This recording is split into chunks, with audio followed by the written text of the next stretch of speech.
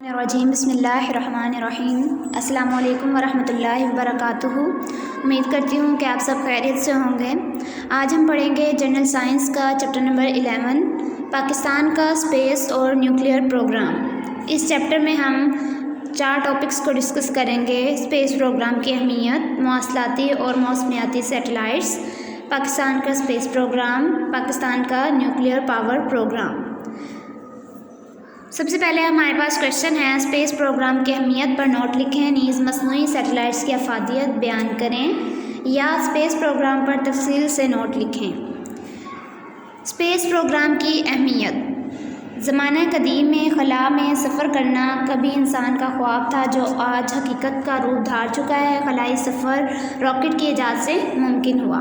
یعنی پہلے جو ہے وہ پرانے دور میں صرف انسان کا خواب تھا کہ وہ خلا میں سفر کرے، لیکن اس ٹائم تو وہ نہیں کر سکا، لیکن آج یہ خواب جو ہے وہ حقیقت دھار چکا ہے، حقیقت کی فارم میں آ چکا ہے کہ اب جو انسان ہے وہ خلا کا سفر کر رہا ہے۔ ٹھیک ہے، راکٹ کے چلنے کا اصول کیا ہے کہ راکٹ میں ایندھن مائع آکسیجن کی مدد سے چلتا ہے۔ ٹھیک ہے، مائع آکسیجن یعنی لکوڈ جو آکسیجن ہوتی ہے اس کی مدد سے ایندھن جو ہے وہ چلتا ہے۔ اس سے جو گیسیں پیدا ہوتی ہیں وہ بہت تیز رفتاری سے راکٹ کے پیچھے سے خارج ہوتی ہیں۔ ٹھیک ہے، یعنی آپ دیکھتے ہیں اکثر جب ہم راکٹ دیکھتے ہیں تو اس کے پیچھے ایک لمبی سی وائٹ کلر کی لائن بن رہی ہوتی ہے آسمان پر، تو وہ کیا ہوتا ہے کہ راکٹ کے جو پیچھے والی سائڈ ہوتی ہے وہاں سے یہ جو گیسیں ہوتی ہیں وہ بہت زیادہ مقدار میں خارج ہو رہی ہوتی ہیں، اور اس کے رد عمل کے طور پر راکٹ آگے کی طرف سفر کرتا ہے۔ یعنی کہ وہ گیسیں جب باہر نکلتی ہیں راکٹ کو وہ آگے کی طرف پش کرتی ہیں، جس کی وجہ سے راکٹ جو ہے وہ آگے کی طرف سفر کرتا ہے۔ یہ عمل اور رد عمل کا قانون کہلاتا ہے۔ ٹھیک ہے، یہ نیوٹن کی حرکت کا تیسرا قانون ہے۔ ٹھیک ہے، اس کے بعد خلائی سفر کا آغاز کب ہوا تھا؟ پہلا مصنوعی سیٹلائٹ سپوتنک 1 4 اکتوبر 1957 کو روس نے خلا میں بھیجا، جس سے خلائی سفر کا آغاز ہوا۔ تب سے آج تک 1000 اسپیس کرافٹ خلا میں بھیجے جا چکے ہیں جو زمین کے گرد گردش کر رہے ہیں۔ اسپیس پروبس کیا ہوتی ہیں؟ نظام شمسی کے اجرام فلکی کے متعلق معلومات حاصل کرنے کے لیے خلا میں اسپیس پروبس بھیجی گئیں۔ یہ پروبس پلوٹو کے علاوہ نظام شمسی کے تمام سیاروں، چاند اور ہیلیکومٹ پر بھی بھیجی جا چکی ہیں۔ ان کی بدولت بے شمار مفید معلومات حاصل کی جا چکی ہیں۔ نظام شمسی ہم کسے کہتے ہیں؟ شمس، ہم سورج کو کہتے ہیں، تو جو سورج کا نظام ہے، اجرام فلکی جو سیاروں کا نظام ہے، ٹھیک ہے، اس کے متعلق معلومات حاصل کرنے کے لیے خلا میں جو ہے وہ اسپیس پروبس بھیجی گئی تھیں، اور انہیں جو پروبس ہے وہ پلوٹو کے علاوہ نظام شمسی کے تمام سیاروں، چاند اور ہیلیکومٹ میں بھی بھیجی جا چکی ہیں۔ اب اس کے مفید فوائد جو کہ اس کے مفید فوائد ہیں، ٹھیک ہے، معلومات حاصل کی جاتی ہیں اس سے۔ چاند پر انسانی قدم 20 جولائی 1969 کا دن انسانی تاریخ میں ہمیشہ یاد رکھا جائے گا۔ اس دن 2 امریکی خلا باز نیل آرمسٹرانگ اور ایڈون ایلڈرین نے اپولو 2 کے ذریعے چاند پر پہلا قدم رکھا۔ ٹھیک ہے، انہوں نے چاند کی سطح سے مٹی اور راکس کے نمونے اکٹھے کیے۔ ٹھیک ہے، راکس ہم کسے کہتے ہیں؟ چٹانوں کو۔ مٹی اور راکس کے انہوں نے نمونے اکٹھے کر لیے تھے چاند کی سطح سے، ان کا تجزیہ کیا گیا جس سے چاند کے متعلق بہت سی معلومات حاصل ہوئی۔ ٹھیک ہے، اس مٹی سے اور ان راکس سے بہت زیادہ معلومات حاصل ہوئی۔ مستقبل میں انسان کی اب کوشش ہے کہ باقی سیاروں تک بھی وہ رسائی حاصل کر سکے تاکہ کائنات کے متعلق مزید معلومات جو ہے وہ حاصل ہو سکیں۔ پہلا امریکی اسپیس اسٹیشن اسکائی لیب 1 1973 میں امریکہ نے پہلا اسپیس اسٹیشن اسکائی لیب 1 خلا میں بھیجا۔ ٹھیک ہے، اسپیس اسٹیشن کا نام ہے۔ اس کے بعد خلا میں بہت سے اسپیس اسٹیشنز بھیجے جا چکے ہیں جن کی بدولت زمین میں چھپے ہوئے قدرتی ذخائر اور نظام شمسی کے سیاروں کا مطالعہ کیا جا رہا ہے۔ ٹھیک ہے، مطلب خلا میں انہوں نے کہا ہے کہ اس کے بعد بھی بہت سے جو اسپیس اسٹیشنز ہیں وہ بھیجے گئے ہیں، ان سے ہم زمین میں جتنے بھی قدرتی ذخائر موجود ہیں یا نظام شمسی کے سیاروں کا مطالعہ وغیرہ کیا جا رہا ہے۔ 6 سال بعد 1979 میں اسکائی لیب کی کسی نقص کی وجہ سے دوبارہ کرۂ ہوائی میں داخل ہو کر ٹوٹ کر بکھر گیا، یعنی اس میں کوئی نقص تھا جس کی وجہ سے وہ ٹوٹ گیا۔ امریکی پروبس 1976 میں امریکہ نے وائکنگ 1 اور 2 नामी 2 स्पेस प्रोब्स खला में भेजी जिन्होंने मार्स की सतह पर लैंड करके मिट्टी और रॉक्स के नमूने इकट्ठे किए। ठीक है, यानी वो बता रहा है कि 1976 में अमेरिका ने वाइकिंग 1 और 2 नामी जो है 2 स्पेस प्रोब्स थी वो खला में भेजी थी और उन्होंने मार्स की सतह से, ठीक है, जो हमने ऊपर पढ़ा है कि जो था ये हमारे पास बाज़ नील आर्मस्ट्रॉन्ग और एड्रोन एल्ड्रिन ने अपोलो 2 उन्होंने चांद पर भेजा था, जिससे चांद से मिट्टी और रॉक्स के नमूने इकट्ठे किए गए थे। लेकिन यहाँ पर वाइकिंग जो है 1 और 2 नामी 2 स्पेस प्रोब्स जो है वो कहाँ भेजे गए थे? मार्स पर, ठीक है, और मार्स से उन्होंने क्या इकट्ठा किया था? मिट्टी और रॉक्स के नमूने, और ये सबसे बड़ा और अहम स्पेस स्टेशन है। रूसी स्पेस स्टेशन मीर है। 1986 में रूस ने कजाकिस्तान से स्पेस स्टेशन मीर खला में भेजा। ठीक है, ये नाम है स्पेस स्टेशन का। ये सबसे बड़ा और अहम स्पेस स्टेशन है। इस स्टेशन की लेबॉर्ट्रीज को खला में जोड़ा गया है। मीर इतना बड़ा स्पेस स्टेशन है कि खला में ये एक सियारे की मानिंद चमकता हुआ दिखाई देता है। ये कई सालों से खलाई तहकीक में मसरूफ़ है। स्पेस शटल है। स्पेस शटल की अगर हम बात करें तो स्पेस शटल जो है स्पेस क्राफ्ट की एक शक्ल है, जिससे रॉकेट के ज़रिए 15 मिनट में खला में 300 किलोमीटर की बुलंदी तक पहुंचा दिया जाता है। यानी हम 15 मिनट में उसको 300 किलोमीटर की बुलंदी तक पहुंचा सकते हैं। ये कुछ दिन तक खला में रह सकती है। बरूनी ईंधन के साथ इसका वज़न अमूमन 2000 टन होता है। स्पेस शटल के ज़रिए खला में सैटेलाइट्स और स्पेस प्रोब्स भेजे जाते हैं। ठीक है, नेक्स्ट हमारे पास है हिबल टेलीस्कोप। हिबल टेलीस्कोप में है कि 24 अप्रैल 1990 में स्पेस शटल डिस्कवरी के ज़रिए खला में हिबल स्पेस टेलीस्कोप भेजी गई, जिसके मिरर का साइज़ 2.5 मीटर है और इस टेलीस्कोप का वज़न 11 टन है। ठीक है, यानी बता रहा है कि 1990 में स्पेस शटल डिस्कवरी के ज़रिए जो है वो खला में एक हिबल स्पेस टेलीस्कोप भेजी गई थी और उसका जो मिरर था उसका साइज़ जो है वो 2.5 मीटर है, जबकि उस टेलीस्कोप का वज़न जो है वो 11 टन है। इसके ज़रिए खला में तहकीक की जा रही है। नेक्स्ट क्वेश्चन है हमारे पास, मसनूई सैटेलाइट्स की अफादियत बयान करें। जी, मसनूई सैटेलाइट्स की अफादियत क्या है, इसके फ़वाइद क्या हैं? खला में छोड़े गए मौसमी सैटेलाइट्स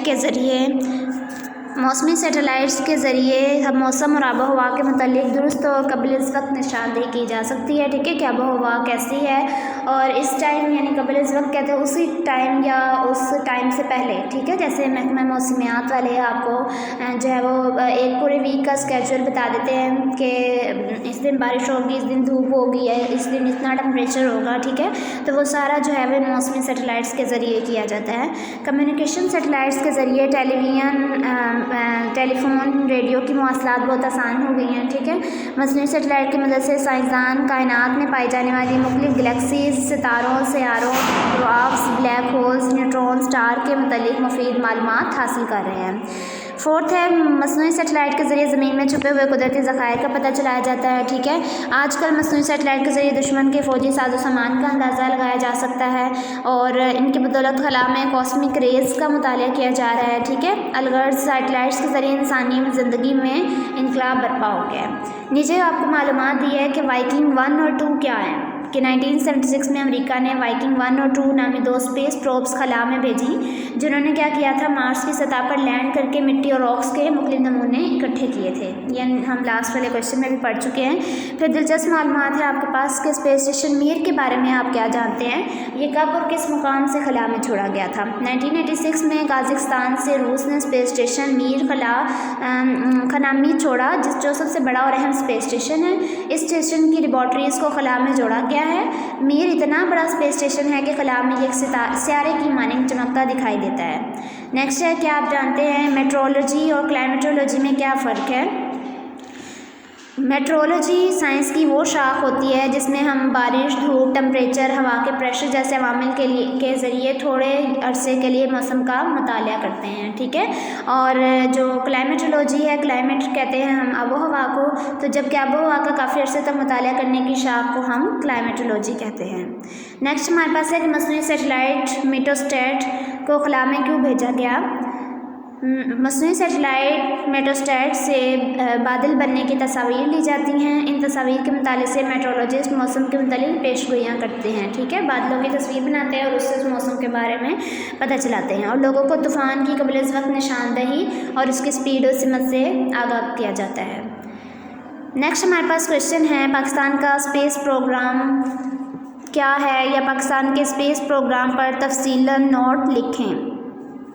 پاکستان کا اسپیس پروگرام خلائی تحقیق سے حاصل ہونے والی معلومات کسی ملک کی ترقی میں اہم کردار ادا کر سکتی ہیں، اس لیے دنیا کے اکثر ممالک کی یہ کوشش ہے کہ خلائی تحقیق سے فائدے اٹھانے کے لیے اسپیس پروگرام بنائے جائیں۔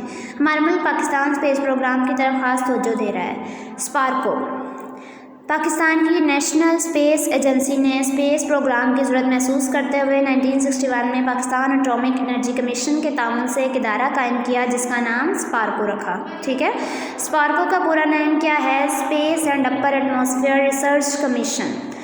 اسپارکو کا ہیڈ کوارٹر جو ہے وہ کراچی میں قائم ہے۔ اسپارکو کے بنیادی مقاصد کیا کیا ہیں؟ اسپیس ریسرچ ہے، اوزون کی تہ کا مطالعہ کرنا ہے، کرۂ ہوائی کی آلودگی، جیوگرافک انفارمیشن، ریڈیو ویوز کا مطالعہ، آسٹرونومی، ٹیکنالوجی کے ذریعے زمینی ذخائر کی تلاش، زمینی اسٹیشنز قائم کرنا، خلائی راکٹ اور سیٹلائٹس کو مختلف مقاصد کے حصول کے لیے خلا میں چھوڑنا۔ نیکسٹ ہمارے پاس ہے اسپارکو کے کارنامے۔ اسپارکو کے کارنامے مندرجہ ذیل ہیں۔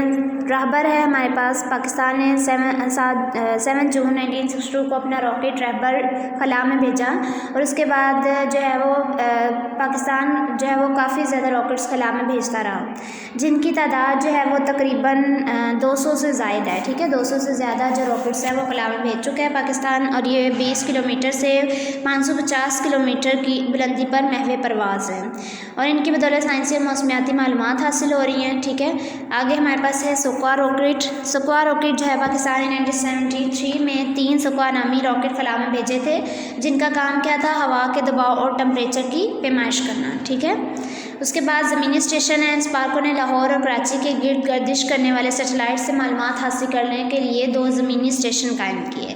وہ 2 زمینی اسٹیشن کیا ہیں؟ ہمارے پاس ناسا اور اسپارکو۔ اسپارکو کو دنیا کے مشہور خلائی تحقیقی اداروں کا تعاون حاصل ہے۔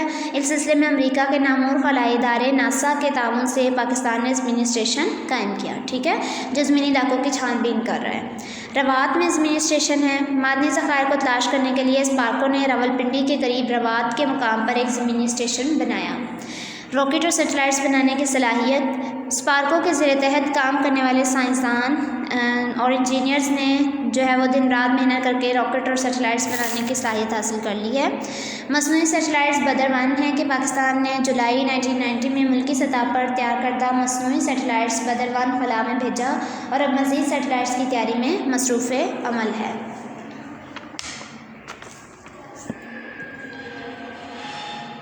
اور جلد ہی بدر سیریز کا اگلا سیٹلائٹ خلا میں چھوڑا جائے گا۔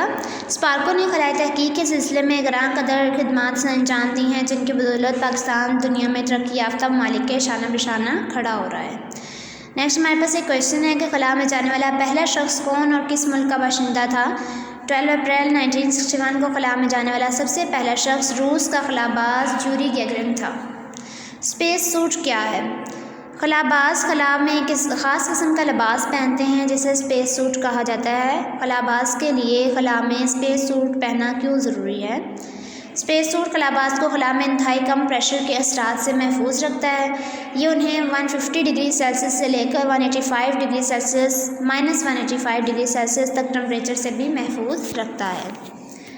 امید کرتی ہوں کہ آپ کو اس ٹاپک کی، اس لیسن کی یا اس لیکچر کی اچھے طریقے سے سمجھ میں آ گئی ہوگی، اور پاکستان کا space program is very important question according to board. Thank you.